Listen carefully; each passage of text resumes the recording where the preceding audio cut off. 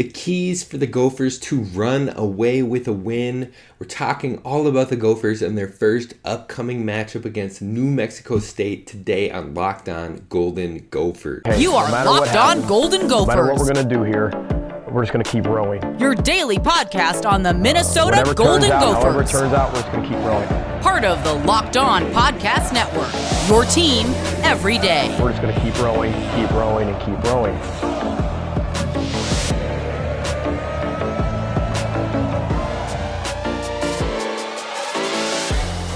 You're listening to Locked On Golden Gophers, part of the Locked On Podcast Network, your team every day. My name is Kane Rob, host of the show, former collegiate football video coordinator and recruiting assistant, here to talk Golden Gophers with you each and every day of the week. That's right, Monday through Friday, Gophers, Gophers, Gophers. Now, we're talking a lot of football because it's football season right now, and it's starting this week with week 1, but we'll also talk men's and women's basketball, we'll talk men's and women's hockey, and we're going to keep you posted on the latest and greatest with the Golden Gophers sports each and every day of the week. So be sure to subscribe on YouTube and join the community that we are building.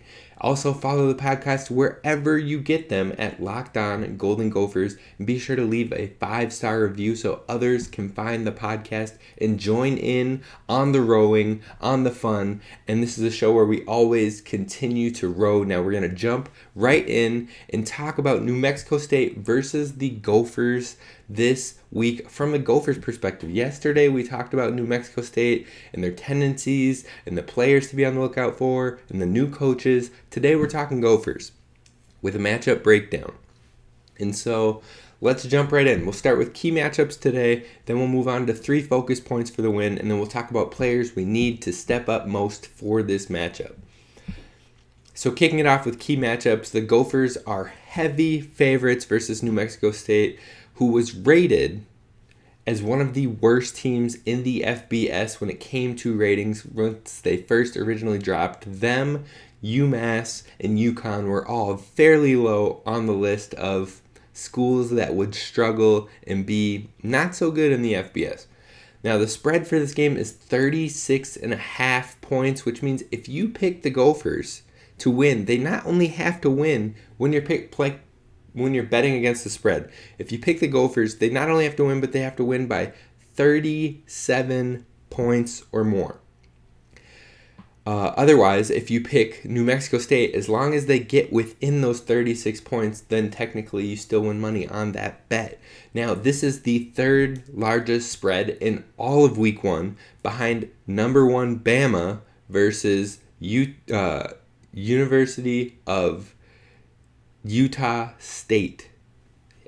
And then the other game that is ahead of the Gophers as far as largest spread is Texas versus UL Monroe. Those are the only 2 games in all of week 1 that are a bigger spread, a bigger point gap than the Gophers versus New Mexico State. So Vegas is expecting this one to be a huge discrepancy.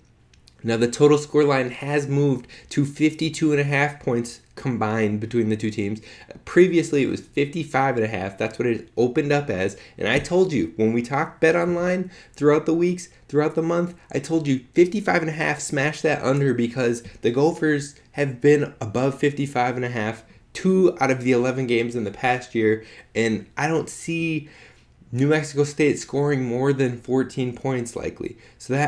But previously that meant that 40 points from the Gophers plus 14 from New Mexico State, you still wouldn't have that 55.5 line.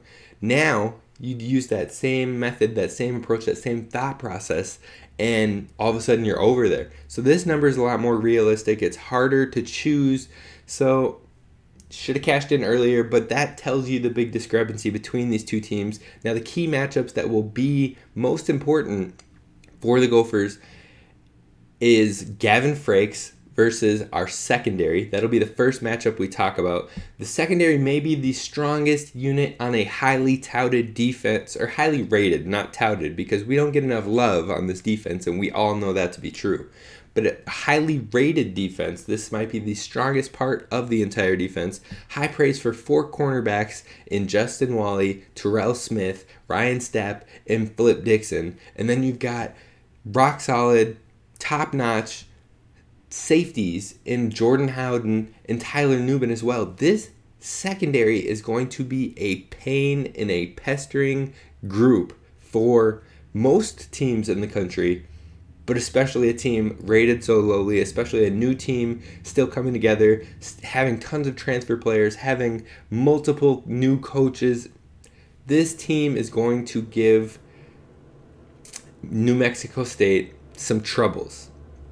Now, New Mexico State will likely be down early, as we've seen in the spread. As we've seen, they're probably going to be down by a lot at some point, which means that it's going to quickly turn to resulting in needing to pass the ball more, which puts more pressure on Frakes, who is a freshman.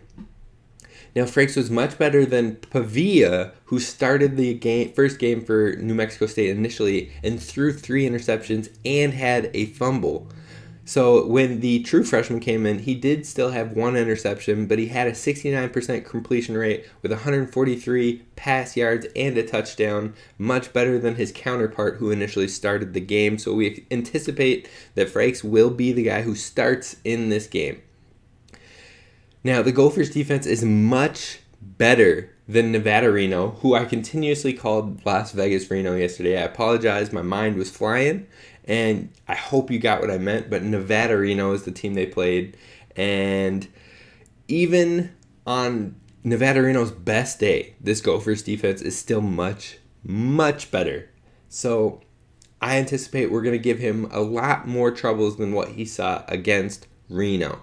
I expect Frakes to be, him being green in college football, him being new to the landscape of Division I FBS football, that's going to be something that Coach Rossi will aim to capitalize on, giving him difficult situations, difficult looks to analyze quickly for someone who hasn't really had much experience doing that. And I'm looking for at least 2 interceptions by the Gophers secondary in this matchup.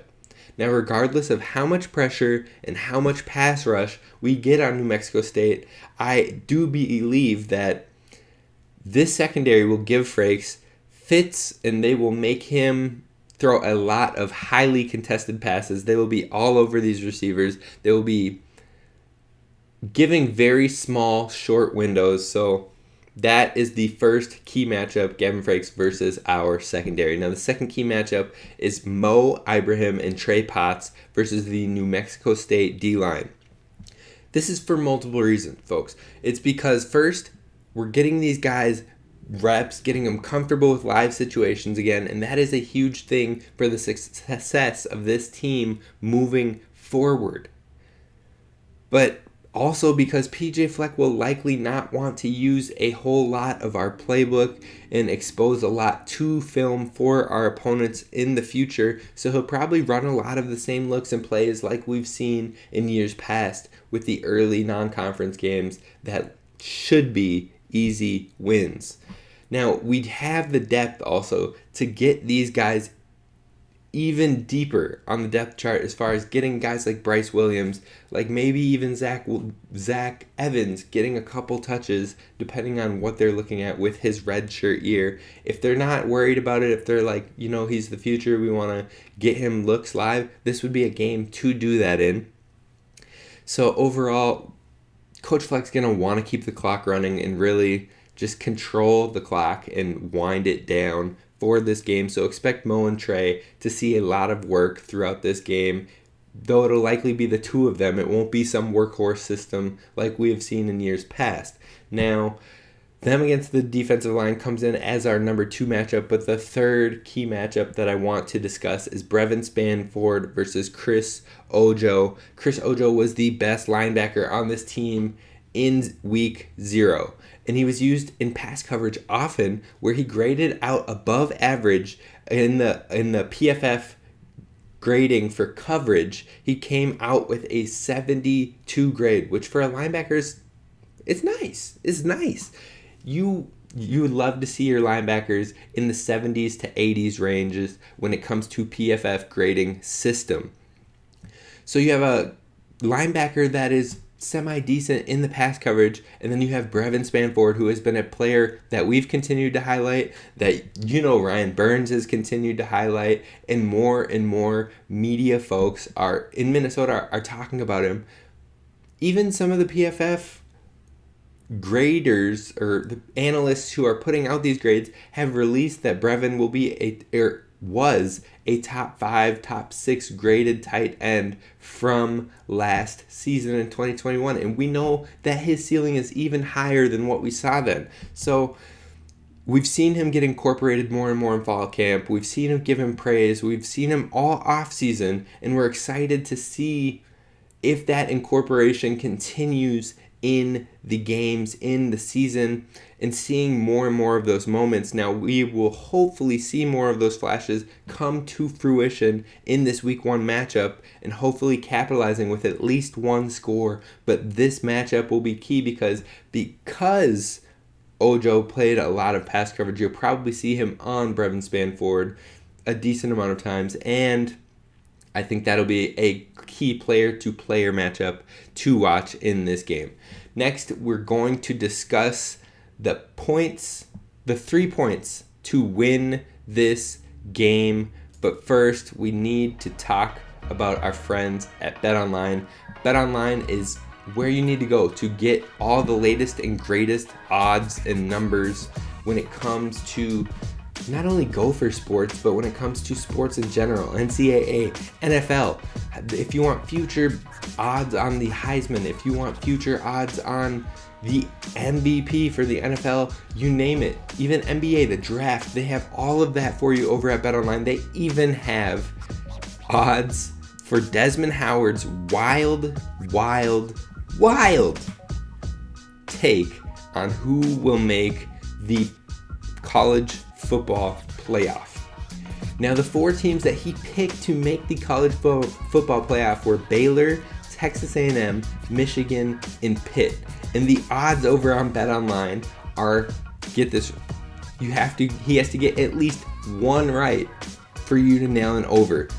Under means he will get 0 right. And you know what? If I had to pick one, it would be the under here. Desmond Howard's take was absolutely wild. The only team that could just maybe sniff that playoff, I guess you could give Michigan a decent odds, and Texas A&M could, on a very lucky year, beat out Bama, plus beat out Georgia, plus beat out whoever else looks like a competitor in the SEC. So those odds are just, not odds, but that take is just wild, and you can find that take's odds over at BetOnline along with all of your other futures bets, trends and actions for the greatest money lines, props, and odds over at BetOnline, where the game starts. Now, thank you again for making Locked On Golden Gophers your first listen each and every day when it comes to Gophers sports. And let's just jump back in. We're going to talk about the 3 focus points to win this game for the Minnesota Golden Gophers. Now, most weeks, these keys may be a lot more intricate and be a lot more pressure heavy to resulting in a win. This week, in such a highly favored matchup, it will be hard to stress too much in this week 1. So these are just the keys to not only win this game, but progress forward in to be our best selves in future games coming up. Now, number 1 is don't overthink it. This is a team that we should not only handily beat, but we should do it relatively easy in a quick fashion and by a good amount. The spread is as big as it is for a reason. Vegas isn't just putting those numbers out there because they want to lose money. Like, the spread is that big for a reason. So hopefully the Gophers should win by a lot, and this game shouldn't even be within 3 scores. You don't want to give up too much on film this week or next week, especially with a major game coming early in week 4. So a limited playbook is likely, like we discussed, but don't expand it or give unnecessary information just to really beat Coach Kill with the extra added motivation, with the tension between the 2 coaches, it feels like. But that first point, like I said, is don't overthink it. We want to ensure that we're playing clean on defense and that we're showing the analysts outside of Minnesota, showing the fans that tend to overlook this defense, especially on the D line with the departures that we've had. Show them that this Gophers team is for real and don't overthink it. Win by a lot, win comfortably, win like you're supposed to. That's point number 1. Now, point number 2 is get reps for key rotational guys. Not only should we win, but this should be the perfect game to get players reps that may be needed further down the line in this season. Allow players to get game speed, live action reps, so it isn't foreign or high pressured when it is necessary further down later due to injuries, due to matchups, or etc. So players that you want to see get live looks include guys like Beanie Bishop. You want to work in all 3 right tackles. Get them live reps if it's such a close, tight battle.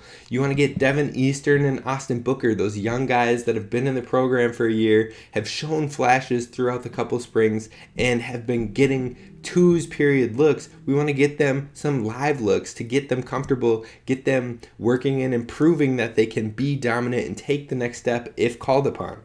You want to get Darnell Jeffries worked in there. You want to get Lorenza Surgers worked in there. Guys who are transfers that are still soaking in the playbook, that are still, getting used to the Gophers system, and get them in there showing what they can do. But then also true freshmen like Bryson Coleman, like Tariq Watson, those really fresh guys that have shown in camp that they'll likely get some looks, some minutes, some opportunity. You want to get them that in this game. And then finally, guys that have been used on the team in special teams, on the team in situations, but that could be future guys to plug in the future, like Jalen Glaze and Darius Green. Now, not only could some of these players be necessary further down the line, but also some of these guys could be mainstays for years to come in the position. So you want to get them live looks. You want to get them comfortable quickly and see if maybe they can push for a role, a consistent role here this season. Maybe they can show you that you don't have anything to worry about if anybody goes down. So obviously, you only increase those opportunities in a game if it is well in hand. So we need to make sure that that is the case. And that is point number 2 of getting key rotational guys in there. Now, point number 3 is get on the board early. This is the final point, and we know Coach Kill prefers to pound the rock. We know that he prefers a running game focus, but the Gophers scoring early and often will get this unit uncomfortable very quickly and force them into getting out of what they're preferring to do and making them pass the ball with a freshman quarterback, or if they decide to stick with Pavia, with a quarterback who's already proven to turn the ball over consistently.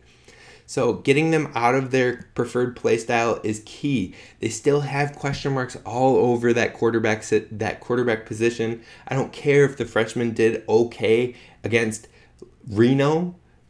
Our defense is much better than Reno. So getting him caught off guard, getting him forcing himself into mistakes because he isn't able to read the field as quickly as he needs to, and throwing more can create more confidence for our team and also bad decisions on his end, and keeping this game going our way, but also allowing our defense to capitalize on turnovers, which is a goal for this defensive unit moving forward.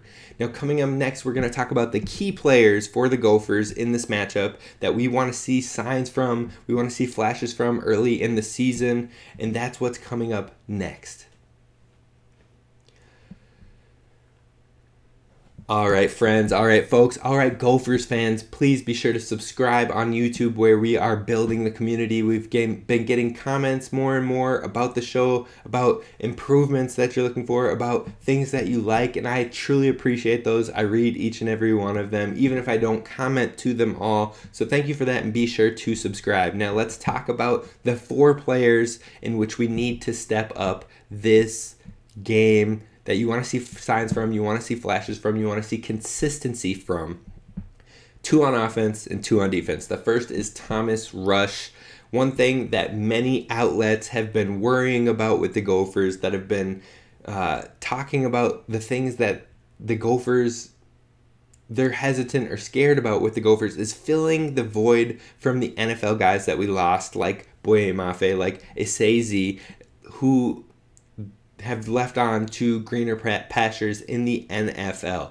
Now, Thomas Rush can have a coming out party, or for us that know about Thomas Rush, a reminder for those who are not in the know. But overall, in this game, getting to the quarterback, giving a ton of pass rush pressure, getting off the edge quickly, that will not only ease a lot of fans' hesitations with losing Mafe and Isaizi, but also the outside world, to show that this Gophers defense is going to be absolutely legit once again.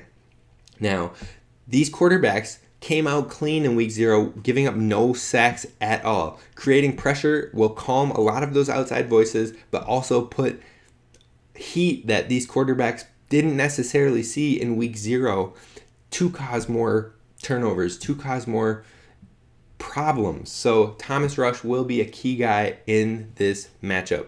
Now the next guy will be Terrell Smith, aka T-Time.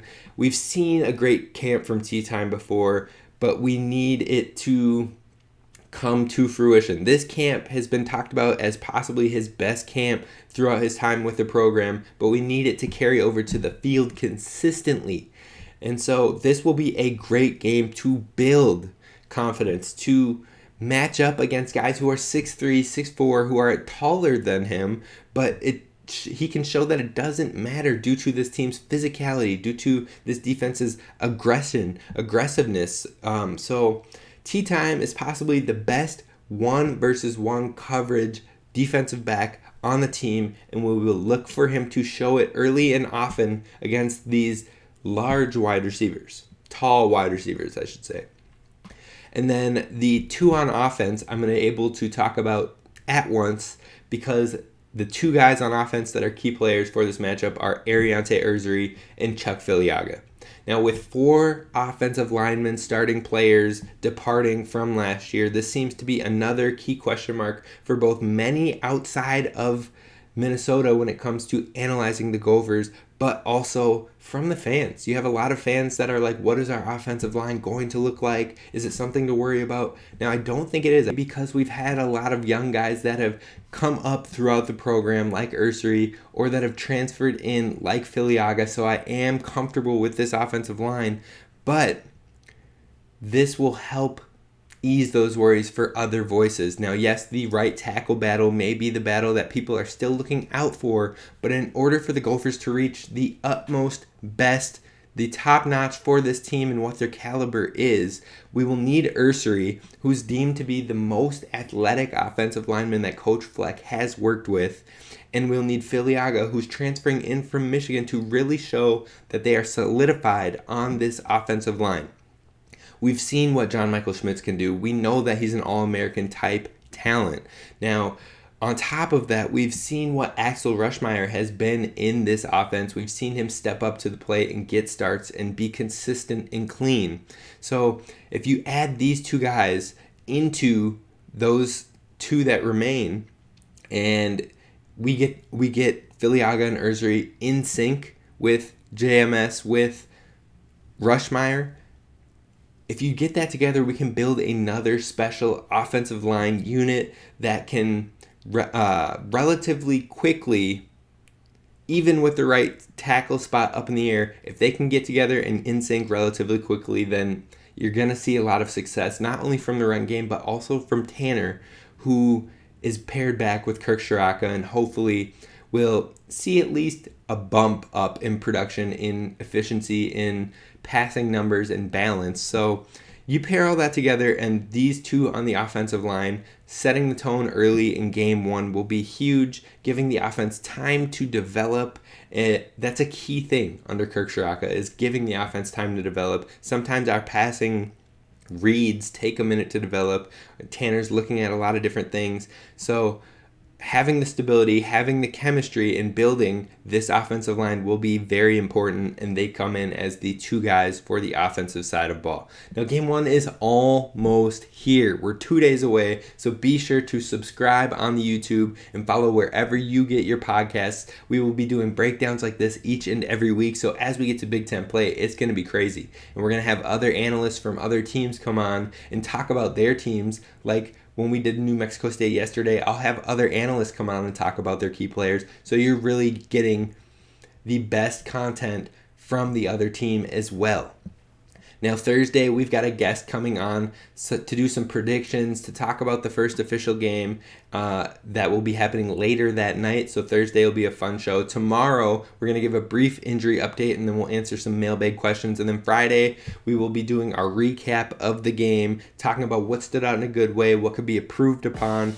But that will typically happen on Mondays after our Saturday games, but everything's a little bit different on this shorter week. So thank you for listening to the show, and we will always continue to grow here at Locked On Golden Gophers.